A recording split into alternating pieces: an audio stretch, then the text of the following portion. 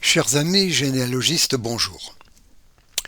Cette vidéo vous expliquera comment trouver la date d'un acte de naissance quand on ne connaît que le lieu de résidence d'un ancêtre. Liste de recensement et table décennale s'enchaînent de 1836 à 1932 pour vous amener à l'acte recherché. Avant la Révolution, et dans un but fiscal, un recensement se faisait par habitation, recherche de feu, où vivaient sous le même toit différentes personnes, chefs de ménage, familles et domestiques. Son principe découle de listes beaucoup plus anciennes, appelées rôles. Il y avait les rôles de taille, impôt annuel pour les personnes et les biens, de fouage, qui était un impôt ducal perçu par les seigneurs à l'époque féodale, puis viendront après les terriers, cenciers, en droit féodal. Après la Révolution, des listes nominatives apparaissent, et à partir de 1836, les renseignements sont de plus en plus complets, avec la profession, l'âge et le sexe de la personne. Ensuite, on voit apparaître l'adresse de résidence, l'année et le lieu de naissance, la nationalité, les liens par rapport au chef de ménage. Ces informations sont très utiles si vous écrivez l'histoire de votre famille. Ces recensements sont conservés en série M aux AD. Elles sont établies pour les années qui se terminent en général par 1 ou 6, 1836, 1841, 1846, 1851, etc., à l'exception des périodes de guerre. Après 1946, les listes sont plus espacées jusqu'en 1975. Depuis 2004, le mode de recensement est rénové et est fonction de la taille de la commune. Les listes actuelles sont consultables librement en mairie. Le délai de communicabilité de toutes les listes nominatives est abaissé à 35 ans. En résumé, avec le nom de la commune où résidait un ancêtre, ces listes vous permettront de connaître le lieu et l'année de naissance. Il vous suffit donc aux AD de consulter les recensements avec le lieu de résidence de votre ancêtre, c'est-à-dire avec la commune et l'année choisie pour faire ces recherches. Attention, si un individu ne figure pas sur la liste de l'année choisie, consultez la liste précédente et la liste suivante, car son absence peut être due à un déplacement dans une commune voisine pour divers travaux, moissons ou autres.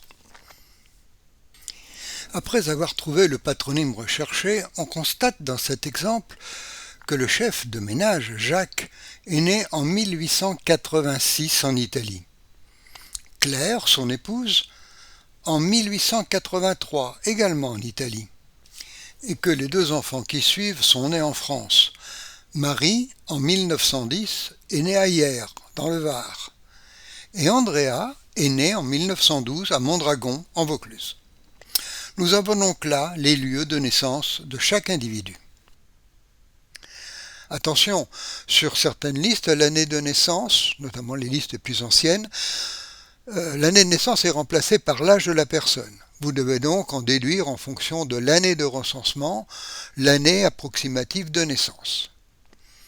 Avec la commune de naissance et l'année, eh bien vous avez les informations pour aller consulter les tables décennales correspondantes.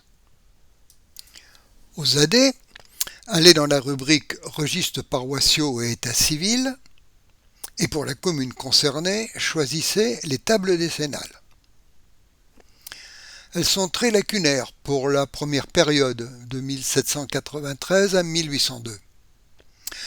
Par contre, sur les périodes de 10 ans à compter à partir de 1803, elles sont capitales pour vos recherches. Elles vous permettront de récupérer un acte dont vous ignorez la date précise.